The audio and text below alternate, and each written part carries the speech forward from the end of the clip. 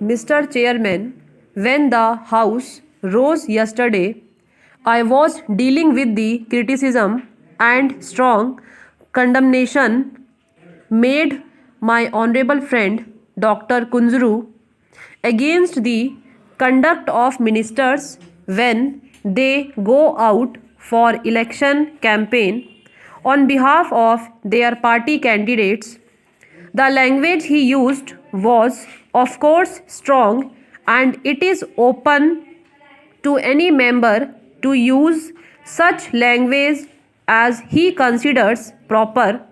But I am constrained to say that on this occasion, the quantum of his criticism and the language which he used was not only uncharitable but even ungrateful.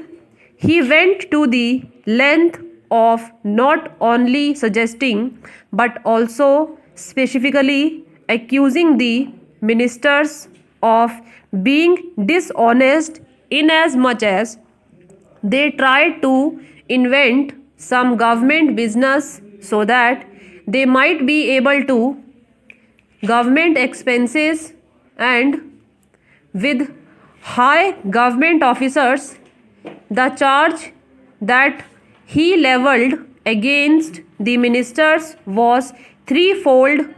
Firstly, they invent some business whereas the primary consideration with them is to carry on an election campaign.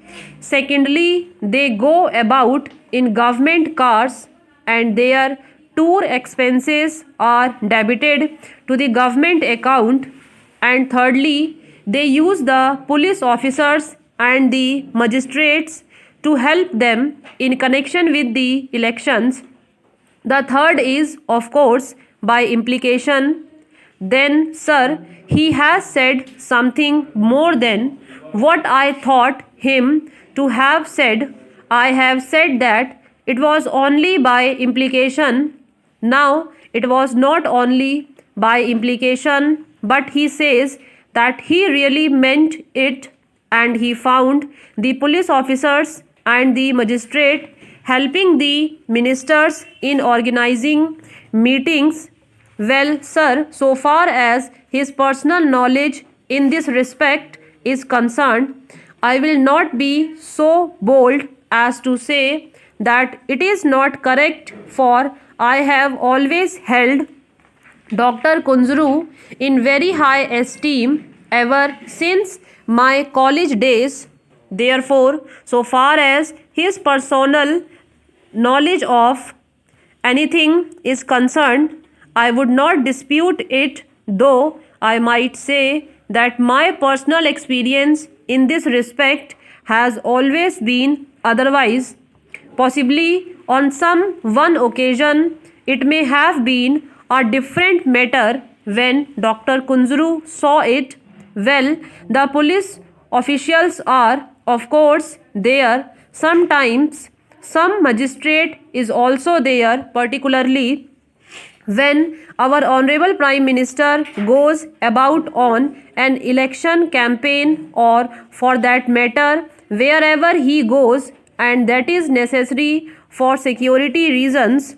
I hope that of all the persons, Dr. Kunzru would not like that proper security measures should not be taken when our Prime Minister goes out. Sir, yesterday I pointed out one unhappy incident of the very recent past when our Prime Minister went somewhere in Madhya Pradesh, I suppose, and when somebody sprang upon him in order to attack him. Therefore, sir, it has been found necessary always to take all the necessary precautionary measures when the Prime Minister goes about, or when the other important ministers go about. Sir, the second thing that he said was that they go about in government cars. It is indeed an astounding preposition coming as it does from Dr. Kunzru, but I am sure even he would not say that he has seen any minister going about in a government car when on an election campaign. The ministers, surely all of them at the center at least, have their own cars.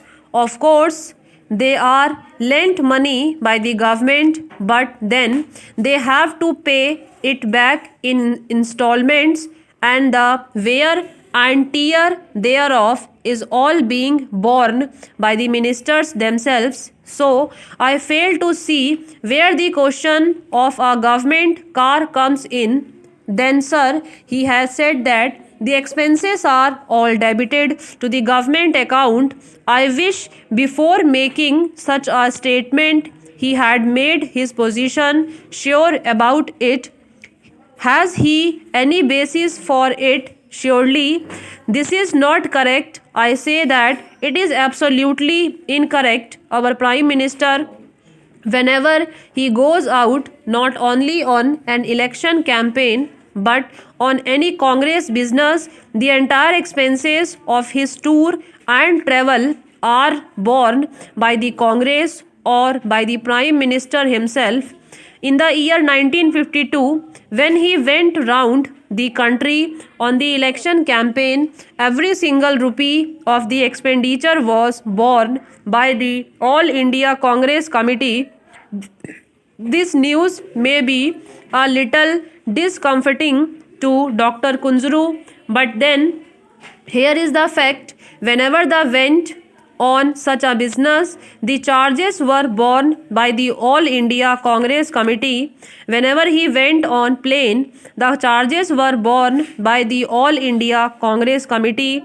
The halting charges, for instance, and all the travelling expenses, not only of himself but also of any one of his colleagues if he happened to be with him.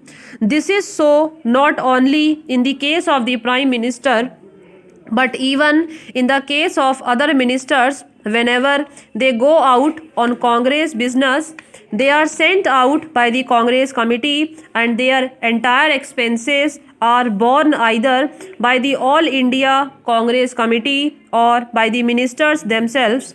Only the other day, Shri Jagjeevan Ram went to Agra.